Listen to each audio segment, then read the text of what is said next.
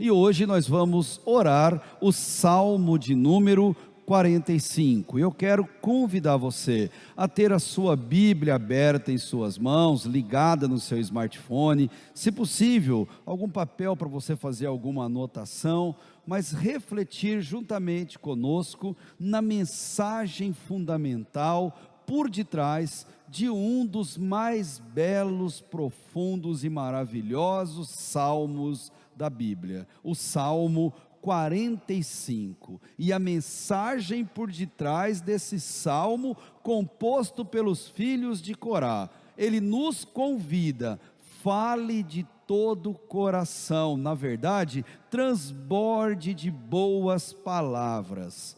Com certeza, e nós sabemos disso, palavras são poderosas. Sabe muito bem disso quem já deu uma guinada na vida depois de receber uma palavra positiva, afirmativa de uma pessoa certa e na hora certa.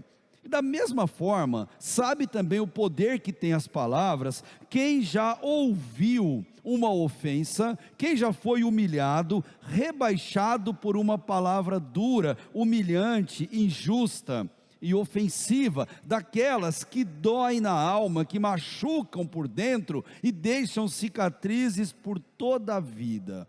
Essa é uma verdade absoluta, mas outra verdade inquestionável que nós devemos reconhecer é que ninguém dá aos outros aquilo que ele não tem. Pessoas só dão para a gente aquilo que eles têm dentro de si. Pessoas falam, exteriorizam aquilo que está dentro delas. Nós somos assim. Nós só exteriorizamos aquilo que temos, aquilo que pensamos, aquilo que verdadeiramente nós somos. Sejam coisas boas, sejam coisas ruins. Jesus mesmo, ele reconheceu isso. E Mateus traz o relato de Jesus falando a esse respeito, quando ele disse: a boca fala do que o coração está cheio. No caso desta canção, desse poema que é o Salmo 45, o salmista, ele transbordava de boas palavras, como o versículo 1 já te mostra de pronto essa verdade. Ele transbordava de boas palavras e ele consagrou essas palavras a Deus, e tudo aquilo que vem de Deus é bom, é perfeito e é agradável. Para isso, o salmista ofereceu esse Salmo 45, ou no Salmo 45, um verdadeiro cântico de celebração, e aqui está a beleza desse salmo. Ele escreve uma canção como se ele pessoalmente estivesse numa cerimônia de casamento. Afinal de contas, para o cristão, a vida com Deus é um casamento em que Cristo é o noivo e a igreja, a sua noiva imaculada, a sua noiva querida, a sua noiva especial.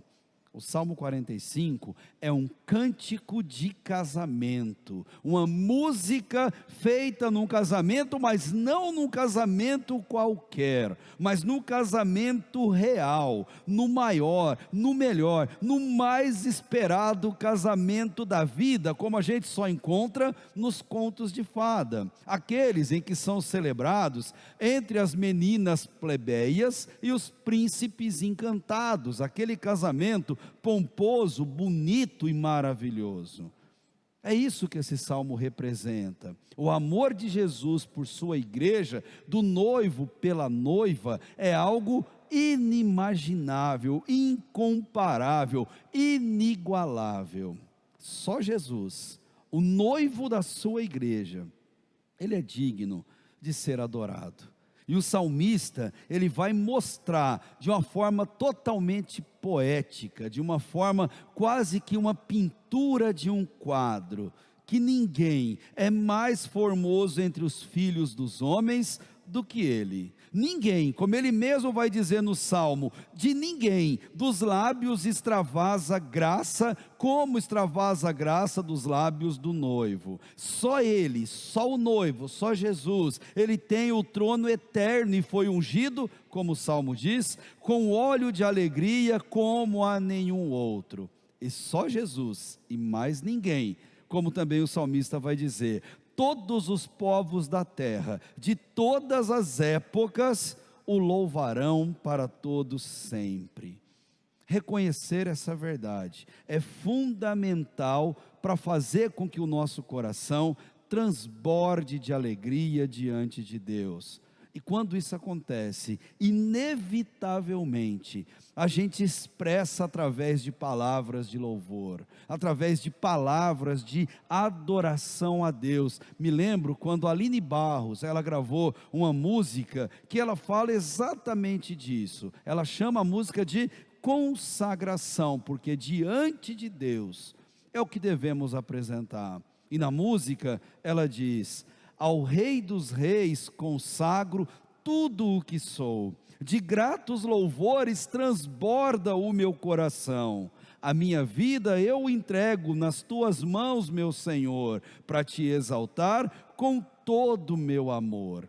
Eu te louvarei conforme a tua justiça e cantarei louvores, pois tu és altíssimo. Celebrarei a ti, ó Deus, com o meu viver, cantarei e contarei as tuas obras, pois por tuas mãos foram criadas terra, céu e mar e todo ser que neles há. E ela termina: toda a terra celebra a ti com cânticos de júbilo, pois tu és o Deus Criador. Diante de Jesus, o nosso coração tem que ser alegre, um coração grato, um coração que expressa essa exaltação pelo que Ele é, o noivo, cuja igreja eu, você, todos nós que aqui estamos nesse momento, pertencemos. Viver com Deus é uma celebração constante, é uma celebração eterna, como numa festa de casamento perpétua. E nessa festa de casamento, nós não somos os convidados, nós não somos os padrinhos, não somos os celebrantes e também não somos o pessoal que serve as pessoas durante aquela festa. Nesse casamento nós somos a noiva. E você já participou de um casamento e você sabe o papel que a noiva ocupa na cerimônia do casamento. É a mais linda, a mais bem arranjada, a mais observada, a mais homenageada durante a solenidade. Você, Igreja de Cristo, é a noiva do Senhor preparada para o casamento eterno com Ele. Os casais adoram eternizar o momento do casamento. Não é à toa que fazem álbuns caríssimos, fazem filmagens, algumas com efeitos especiais, e sempre que recebem uma visita pela primeira vez, eles fazem questão de mostrar o álbum. Quer ver meu álbum de casamento? E ali na mesa da cozinha, no sofá da sala, todo mundo observa aquelas fotos e relembra aquele momento, e é possível até ver aquele brilho nos olhos do casal, quando ele quer relembrar esse momento. Os filhos de Corá, eles apresentam para nós um salmo messiânico, porque é um salmo que fala de Jesus. Em vários momentos do salmo, ele faz menção a Cristo, como se faz no Novo Testamento, reconhecendo o casamento entre Cristo e a igreja, representado pelo casamento entre um homem e uma mulher. E com isso em mente, o salmista vai nos desafiar, como ocorre no versículo 10, ouve, filha, vê, dá atenção, fica atento, ouve essa verdade, não deixe essa verdade passar desapercebida dos seus olhos, dos seus ouvidos. Jesus é o noivo e nós, igreja dele nessa terra, somos a sua noiva, devidamente comprada pelo seu sangue na cruz e preparada para habitar com ele durante a eternidade.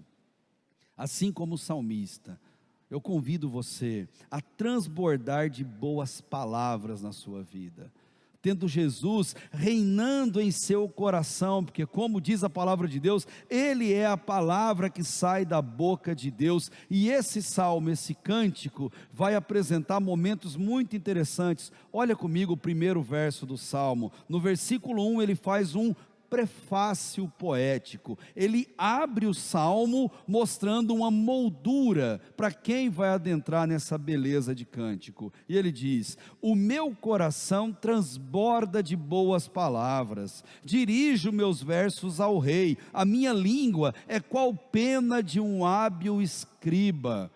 Diante da verdade que ele vai apresentar, parece que o salmista ficou emocionado, como se ele estivesse dentro de um templo, assistindo ao casamento do rei, aquele casamento lindo, aquele casamento cheio de beleza, pomposo, e em meio àquela emoção, ele quer trazer algo para nós, ele quer fazer com que a gente entre no casamento com ele, ele quer descrever a cerimônia, para que a gente viaje com ele, e por meio da imaginação, adentre a esse casamento. Em meio àquela emoção, ele expressa o sentimento que ele tem, e a partir do verso ele vai dizer que ele é como um escritor hábil, que usa a caneta para escrever e desenhar algo lindo, ou um pintor, que por meio do pincel, ele pinta um quadro hábil, perfeito, lindo, em que é possível a gente entrar no casamento com ele. O salmista está transbordando de boas palavras, ele está feliz, ele está agradecido, ele se sente privilegiado de estar no casamento do rei. Isso é a vida cristã. De fato, a boca fala do que o coração está cheio, e o coração dele estava cheio de boas coisas, mas a pergunta não é como estava o coração do salmista, é como está o seu coração. Como o seu coração está hoje, como ele está nesse exato momento. Coloque para fora os sentimentos que você carrega, sejam eles de tristeza, sejam eles de alegria. O que Deus quer é ouvir o nosso clamor, ouvir a nossa oração, seja pelo motivo que for. Depois daquilo, o salmista vai mostrar para a gente em detalhes como que o noivo é. Quais são as qualidades, as características que esse noivo possui? E primeiro, ele vai demonstrar essas qualidades dele. Olha o versículo 2, ele vai dizer: tu és o mais formoso dos filhos dos homens, a graça se derramou nos teus lábios, por isso Deus te abençoou para sempre. Observa comigo o que ele está querendo dizer aqui. Em linguagem antiga, pois era assim que eles falavam, ele ressaltou quais características eram necessárias ao noivo, e a primeira e mais importante dela era a formosura. O rei, o noivo, tinha que ser formoso, mas não fala de beleza física. Para ser um filho de Deus, não precisa de beleza física, não é disso que ele está falando. Mas ele está falando de formosura por meio de caráter e atitudes honestas e decentes diante de Deus. Atitudes formam a formosura de uma pessoa, e não o exterior de cada uma delas. Não é surpresa para você o que eu vou falar. Tem muita gente linda, digno de capas de revista e de internet, mas que são horríveis por dentro, horrorosas de se conviver. Tem gente que é assim, e tem gente que, independente das características físicas, são extremamente agradáveis, tem uma presença deliciosa, e delas transbordam palavras que nos incentivam, que nos motivam a sermos pessoas melhores. Sabe onde mais você vê isso? Numa cerimônia de casamento. Já percebeu como todo mundo é lindo no casamento? Como as roupas são lindas, como a maquiagem dura horas para ser feita, e as pessoas estão estonteantes fisicamente, mas dentro do coração de muitas delas ocorre podridão. Muita gente bem arrumada, mas que olha com desdém para o outro e compara a sua roupa com o outro, e olha para o outro e compara a sua condição com a outra pessoa. Ou pior, gente linda, bem arrumada, mas que vai na cerimônia só para apontar defeitos e acaba fazendo comentários terríveis que deixam as pessoas extremamente chateadas. E a pergunta é inevitável: você conhece pessoas assim? Não, uma pergunta melhor ainda: você é uma pessoa assim? A palavra de Deus quer nos chamar a atenção para esse fato. Pessoas que não têm esse tipo de caráter, que não têm esse tipo de comportamento, essas sim, elas são como o rei. Ou seja, dos lábios delas extravasa graça, que é o mesmo que dizer: quem serve a Deus, é Deus quem dirige as suas palavras, é Deus quem conduz o que vai sair dos seus lábios. E por isso um filho de Deus fala só o que edifica, fala só o que agrada, fala só o que alegra. E como é gostoso sentar-se à mesa com alguém alegre, contagiante, que só faz a gente se sentir uma pessoa melhor. O salmista, ele vai mostrar que aquele que tem esse comportamento, ele também tem ações reconhecidas. Versículo 3 até o 5: cinge a tua espada à coxa, ó valente, na tua glória e majestade, e em tua majestade cavalga vitoriosamente pela causa da verdade, da mansidão e da justiça, e a tua destra te ensina coisas terríveis. As tuas flechas são agudas no coração dos inimigos do rei, os povos caem debaixo de ti. O salmista, ele quer dizer que ele deseja vitórias ao rei, ele deseja sucesso na vida daquele homem, atitudes que o mínimo que a gente pode fazer é ter para com as pessoas que convivem com a gente.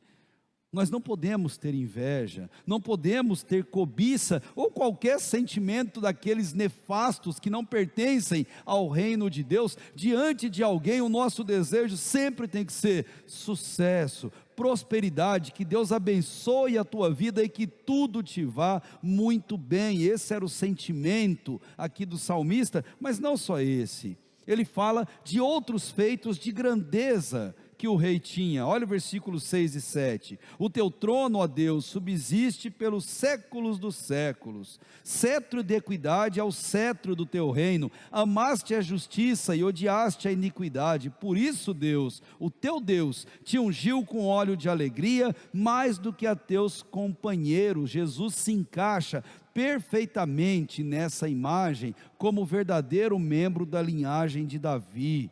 Ele é o mais excelente dos reis de Israel, mais do que o próprio Davi, do que Salomão e de todos que vieram durante ele. Jesus está no seu trono, e do seu trono ele julga a humanidade com justiça, com equidade, dando a cada um aquilo que lhe é devido com misericórdia, com bondade.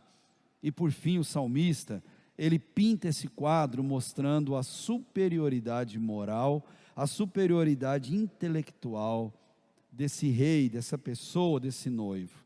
Versículo 8 e versículo 9: todas as tuas vestes têm aroma de mirra, aloés e cássia, nos palácios de marfim os instrumentos de corda te alegram. Filhas dos reis estão entre as tuas ilustres damas, a rainha ornada de ouro de Ofir está ao teu lado direito. Só alguém com tamanha proeminência, com tamanha qualidade de caráter, pode ser referido dessa forma como o salmista refere.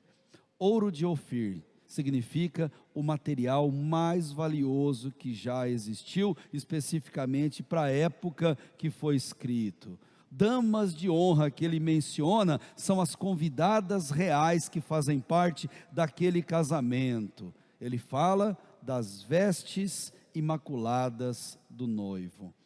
E cada um de nós, conforme diz a palavra de Deus em Apocalipse 22, a última das bem-aventuranças, em que diz que bem-aventurados somos nós, os que lavarem as suas vestes no sangue do Cordeiro.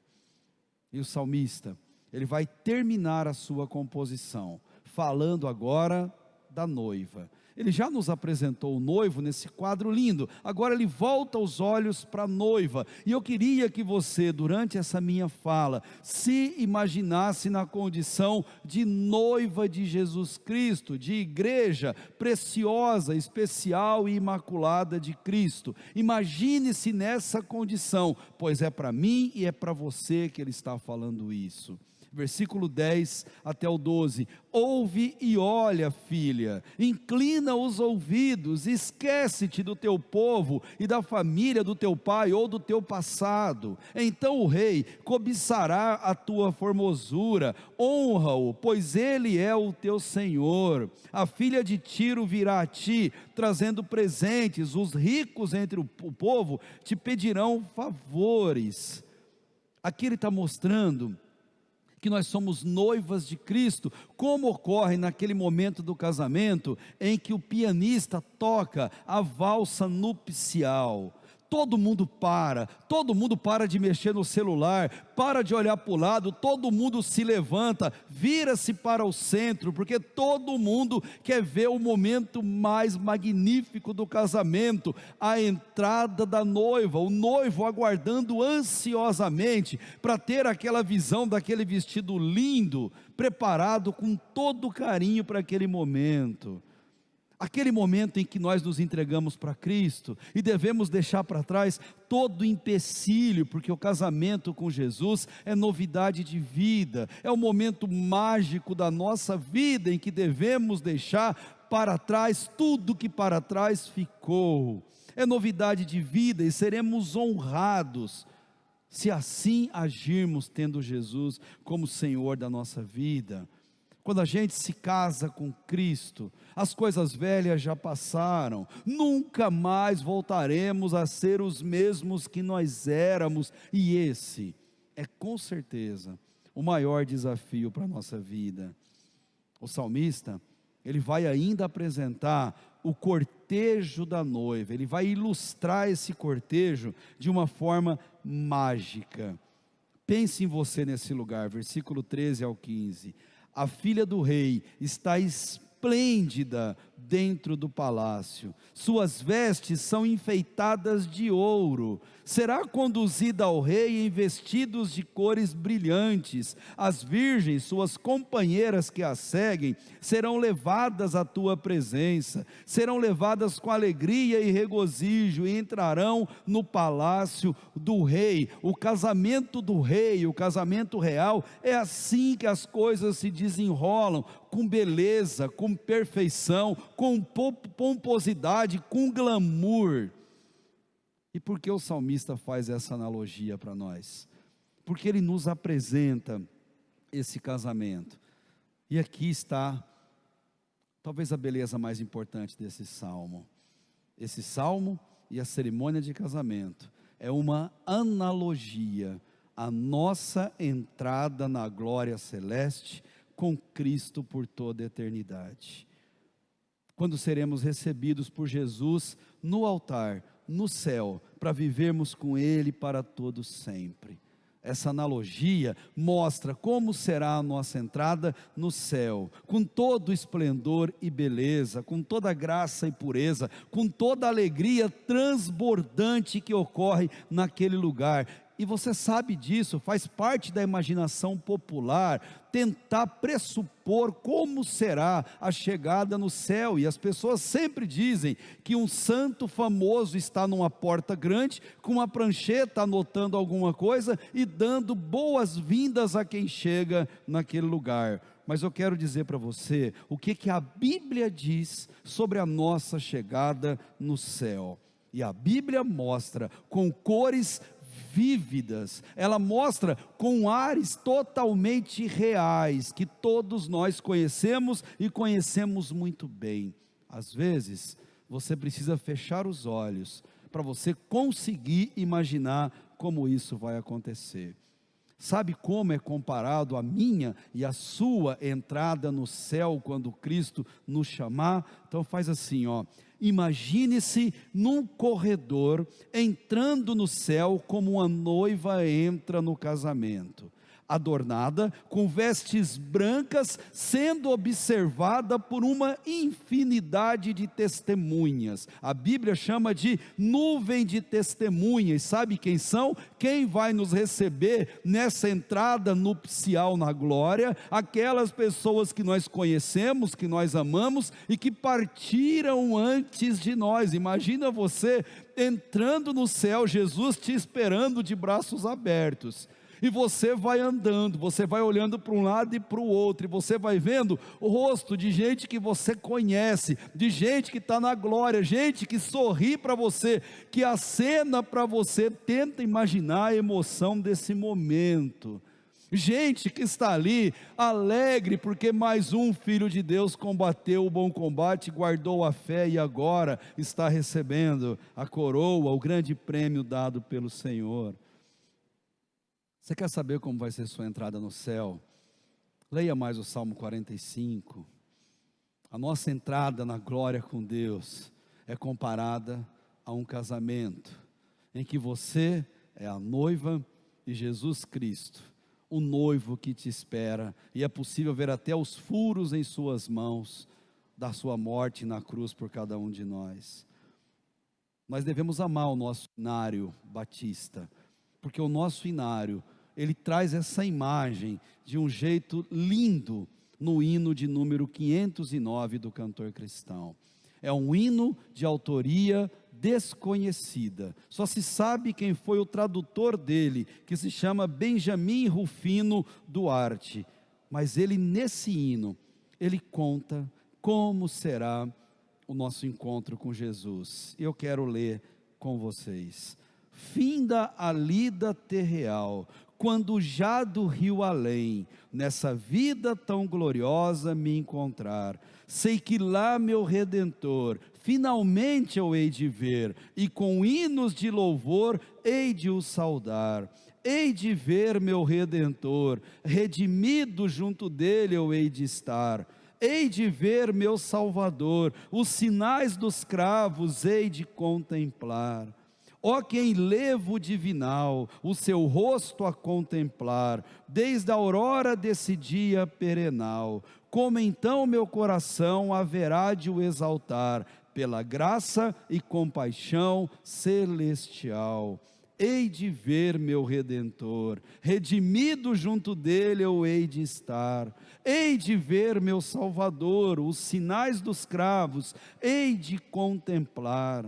Nessa pátria de esplendor, hei de amigos encontrar, meus irmãos em Cristo, lá hei de rever, mas primeiro que os irmãos, quando ali no céu chegar, meu Jesus é quem eu mais anseio ver. Hei de ver meu Redentor, redimido junto dele eu hei de estar. Hei de ver meu Salvador, os sinais dos cravos hei de contemplar. E termina, pelas portas de Sião, com as vestes a brilhar, onde a noite e o pranto nunca chegarão, lá no lindo céu de luz, há de Cristo me guiar, e muito perto sim, eu hei de vê-lo então, aquele momento em que o noivo recebe a noiva com um beijo na testa, e vem com ela diante do altar. Hei de ver meu Redentor, redimido junto dele eu hei de estar. Hei de ver meu Salvador, os sinais dos cravos hei de contemplar. Você pode repetir comigo esse refrão? Hei de ver meu Redentor, redimido junto dele eu hei de estar. Hei de ver meu Salvador, os sinais dos cravos hei de contemplar. Ah, como devemos ansiar esse momento. Você não anseia por isso? Você não aguarda ansiosamente por esse momento? Como toda união frutifica, a união com Cristo, ela gera filhos, inevitavelmente filhos. Nós somos frutos dessa verdade. Nós somos filhos da fé de alguém que nos gerou em Cristo, e agora nós devemos fazer a mesma coisa. Por isso o Salmo no verso 16 vai dizer: teus filhos estarão em lugar de teus pais, tu os farás príncipes sobre toda a terra. De maneira muito direta, filho de Deus gera filhos para Deus. Eu vou repetir: filhos de Deus geram filhos para Deus. Assim como ele terminou, como ele começou fazendo um prefácio, ele termina a moldura do Salmo fazendo um final de maneira magnífica, um epílogo poético, em que ele diz: farei com que teu nome seja lembrado de geração em geração, assim os povos te louvarão para sempre. Ele quer dizer, vida digna com Deus, santa, reta, pura, é o maior dos testemunhos para as pessoas enxergarem Jesus na nossa vida, enxergar que nós somos de fato esposas do Cordeiro de Deus, noivas de Cristo nessa terra. Lembre-se, a boca fala do que o coração está cheio. Como está o seu coração? Eu termino fazendo a lembrança de um antigo corinho infantil. Sabe como devemos transbordar de boas palavras? E o corinho diz: falemos de Cristo, Ele é o Salvador, Senhor tão singular do mundo criador. Ele foi nos preparar mansões celestiais. Falemos de Cristo mais e mais. Essa é uma boa palavra. Transborde de boas palavras. Amém, povo de Deus? Convido você então, feche teus olhos, curve a sua cabeça.